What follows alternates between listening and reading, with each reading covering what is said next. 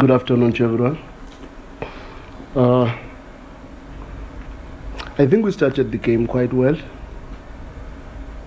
Just when we thought we had control of the game, we considered a goal that I think we lacked a bit of focus at that stage. I have not looked at it again, but what I saw, I thought Ranga was in between my centre backs, and I don't know how it happened because the expectation would have been to at least have one behind him.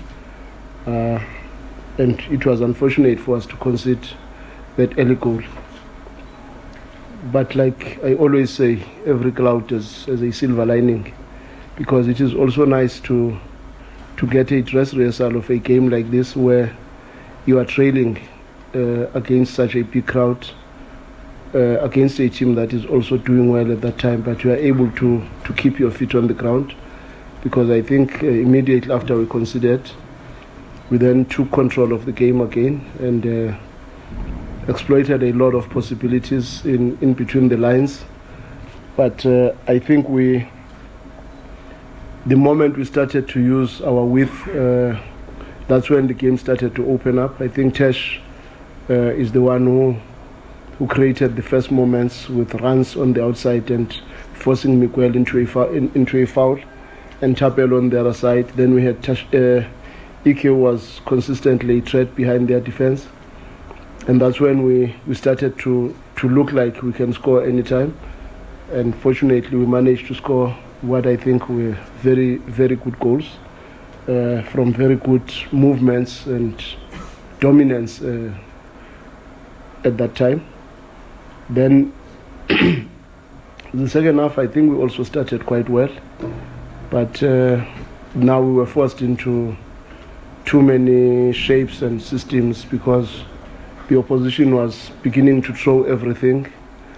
They are a team that relies on their fullbacks and their wingers to put balls into the box. Now we had to change from our 4-3-3 initially. We went into a diamond, and we realized that a diamond was giving a little bit more space into the channels for the fullbacks, and we then brought Modiba in on the outside and Peter on the outside on the other side, just to make sure that we've got wingers that could confront their fullbacks. Then later on we then asked Peter to sit with their six instead of going to the centre backs. There were moments where Marcelo was caught out of position because at that time we were suffering. They were bombarding us with a lot of diagonal balls and balls into the box. But I think the team responded very well. We managed to, at the end, we decided to bring another centre back to make sure that at least we've got three in the heart. And now at that stage, we were thinking if there was any way they could get a goal, possibly it could be a set piece. Our thinking now was around making sure that we've got the right numbers to take care of their aerial strength, because they are also proving to be a very strong team on set pieces. And I think that's how the game could be summarized. Thank you, Coach. Mike is Rovi. Your name of your media house, and the question. You are on timer. Will be done in the next 15 minutes. Coach, starting with you. Coach, from the ski times. Ronaldo puts here, the sixth role today is not quite the same as Tebogo Mokoena, not as dynamic. But he had a great game, but how does he change your system? Because he's obviously not the same type of player. And is it a challenge to use him because perhaps he also doesn't release the ball as quickly as Tebogo, but had a great game today? To be honest, I wouldn't really want to say anything negative about River. Ever since he has played as a six, and he has played as a six for us even in the past. Very, very good player technically. He can use both left and right comfortably. He reads the game very well. One of the best leaders we have in the team. He's not often caught unaware what is happening around him because he scans a lot. I rate him very highly as a six, and as a six I also don't want somebody who moves a lot and open that hole. I want somebody that is a little bit stable. That's why I prefer to play with 3 central midfielders, so that the 8s can confront whatever situation, but the 6 is always a pivot in front of the last line.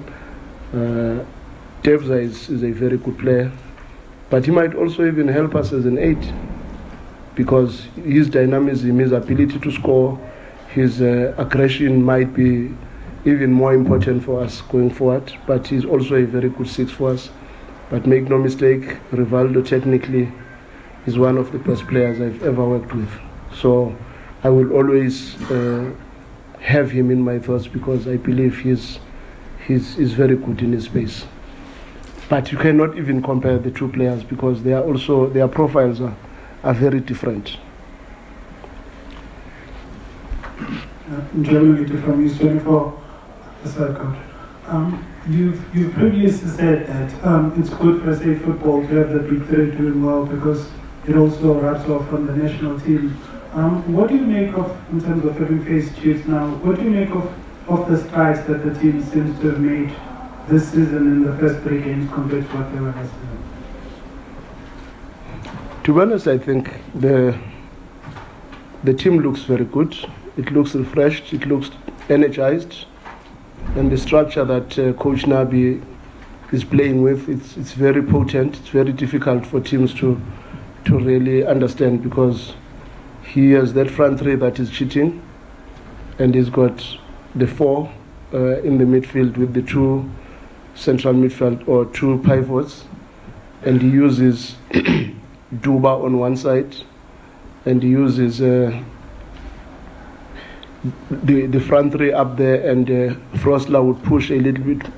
Cross would push a little bit more, and they remain with the last 3, which is why we wanted Tashrik to be outside Frosler, because we knew initially we thought Duba would be on that side, so we wanted to make sure that we stretch Frosler a little bit, because Cross was never supposed to be there based on our analysis, and they changed because they wanted to take care of Tapelo, and they brought Duba to the side of Tapelo, which I think helped to a certain extent, but I don't think it helped that much. But the truth is, it's refreshing to see a Kaizer Chiefs team that plays like this. They must look to try to dominate matches more, because we cannot, as big teams, always rely on good rest attack and counter attacks. We must also try to really put our foot forward. But I'm very happy with the progress that the coach has made in such a short space of time. Good afternoon, Coach. Congratulations on the victory. Coach, a certain player has been in your match squad for the past 4 games. He comes in, performs like that. He looks an artist the way that he marks. Are you happy to have such a player? I think he was also, positively so, proving more points. I mean, he's a gorgeous footballer with the ball at feet, and also his marking of the ball is second to none. Who are you talking about? Mutau. Oh. Yeah, it was nice to have Mutau back.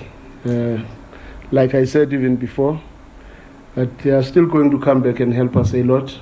And I think today was the right time to bring him. And he did very well. He proved the quality that he has, no doubt. Defensively, he's one of the best players you can ever have. In 1 against 1, I think he's in a class of his own. And it was pleasing to see him perform the way he has performed today. And I was very happy. Hold on there, let's have Ben.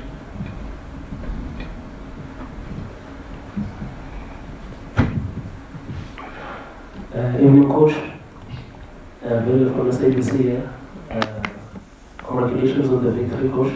There was a moment where I saw Ronwen there. I think he was giving a pep talk, but also maybe instruction or just correcting or giving advice. Tiwani and Lebusa joining in as well. Is that maybe one of the things that also helps you to have so many leaders in this team, and maybe just the importance of Romain looking at the super saves that he made here to keep the team in the game? No, it's a very good point what you're saying. Ronwin is one of the best leaders you could ever have in your team, besides his talent and ability in football. But I just think he's got the right energy, the right brain for football, and more than anything else, he's very selfless, and that for me makes him one of the best leaders. And he sees the game very well. It's pleasing to have a player like him in your team, and I must say, him coming back really has helped our team a lot to stabilize us and get us back where we are supposed to be. And with regard to the saves that he made, sometimes they say you can't congratulate a fish for swimming, because that's why he's number one. That's why he's highly respected, because he's a very good athlete, very good goalkeeper, and a very good leader overall. Coach, congratulations on the win. You know, there's a saying that goes, if it's not broken, don't fix it. When you came in, you made a number of changes both on and off the field. And it was a bit baffling to us from the outside, because why would you change a team that was on the brink of invincibility? But given the way you started, and this win in particular, is it a justification to you say that you were right in changing things up as much as you did? Does it give you that feel-good factor to know that you are on the right track and you are vindicated in your decision? I think it was ignorance from the beginning to think that we have changed anything, because I think we added, we did not change anything. And sometimes when in a society where people jump into conclusions before they even ask, you end up having situations where people think there is something that has happened and yet there is nothing. Because the truth was, we wanted to improve the speed of play, because we were a team that was not strong on transitions. We were a team that was not strong on break attacks. We were a team that did not have maximum width, and we had to improve those aspects because they are fundamentally important to the success of any football club. And because our society has got a lot of people that jump into conclusions, and they don't even bother to ask so that they have answers. They immediately use their pen and paper to write whatever they like. So I don't even think I'm vindicated, because I've never changed anything. I've added. I've been in this institution for so many years, and I know what has gone right, what has gone wrong, and I know areas that need to be improved, and also commend the good work that my predecessor did, because there was a lot of work that Rulani did, which is good and is helping the same club that is there now. And if I was stupid or ignorant or having a low self-esteem, then I would go the direction of wanting to change and bring my own things. But I never had that mind, and it was baffling to hear people talking the way they talked. Coach, Same direction, Coach.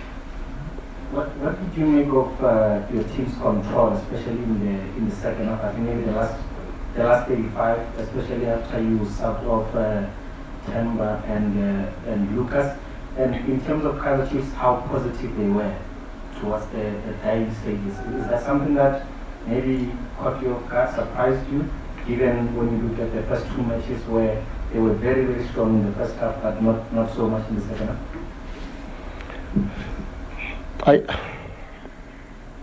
I don't think we really lost control of the game, but it's just that there were moments where we got rattled, because they were not a team that plays a lot and shifts us and moves us from one side to the other, but they were a team that was forever looking for that run behind the defense, or that diagonal ball into the box, or that cross, and that to a certain extent made them to gain territory, because now they were trying to be as close as possible to the box, which is why I said we had to try and come up with strategies to deal with the double wide of the winger and the fullback that they were bringing, because if the winger could not play the ball into the box, then he brings it back to the fullback, and the fullback puts it in, and that is how they played. But even the way they played, I do believe if we were precise enough, we could have caught them nicely with some very good counter-attacks. We are unfortunate not to utilize the moments we got, because I think we got very good moments that could have just killed the game off. But because they kept the momentum and the scoreline was only 1 goal up, now you have to tread carefully as a coach and say, in your mind, there should also be an element of thinking of closing it. And that's what we thought in the latter stages when we even brought Rushin to say, because now this game is clumsy. We rather look at possibilities of closing it, because on set pieces they might cause us a lot of harm. Last one, closing with Mazola. Okay. Coach Manqoba, you don't play again, if I'm not mistaken, until after the FIFA break. How do you sort of, kill that time? Because it feels again stop-start when you are picking up that momentum again. No, we'll try to have some friendly matches in between.